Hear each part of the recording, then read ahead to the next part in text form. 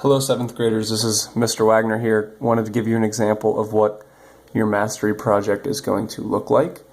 I set up my phone and I'm just going to show you what a little video will be. Now you guys will be teaching how to add a positive and a negative number, but for my video I'm going to explain and give an example of multiplying a positive and a negative number.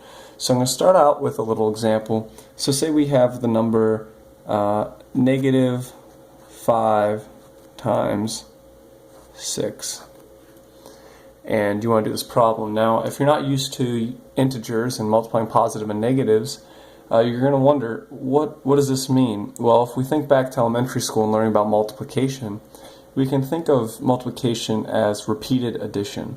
So this might be telling me that I have 6 negative 5s. So if I put negative 5 plus negative 5 plus negative 5 plus negative 5 plus negative 5 plus negative 5. I have 6 negative 5s here, and as we know from our addition algorithms, when you add a negative number with another negative number, your answer stays negative. So when I add all of these negative 5s up, I end up with a negative 30. So if when I'm doing this repeated addition and end up with a negative, that must tell me that this negative times a positive equals a negative 30.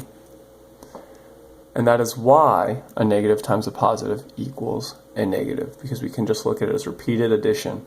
And we can look at this another way too. Let's say we have 6 times negative 8, and just showing the different ways to write our multiplication, either with the parentheses or the dot. 6 times negative 8, now that I've explained it, equals negative 48. Once again, it's telling us that we have 6 negative 8s, repeated addition, so that our answer must be negative 48. That video only took about 2 minutes and 20 seconds. I gave you an example. Now I didn't show a number line or a chip model, but if you want to do that as well, I could write out a number line and show this repeated addition starting at 0 and going up in intervals of, well, actually, sorry, our 0 is going to be on this side because we're working with the negatives. So if my 0 is here, call this 10, 20, 30, 40, 50, 60, 70, 80, 90, 100. So this is negative 100. There's 0. And we have 6 negative 5s. So I could go 1, 2, 3, 4, 5, 6. This is negative 10, negative 20, negative 30. So once again, I have 6 negative 5s. So there's another way to look at it using the number line. So I hope this helps you understand what I'm looking for in your mastery projects.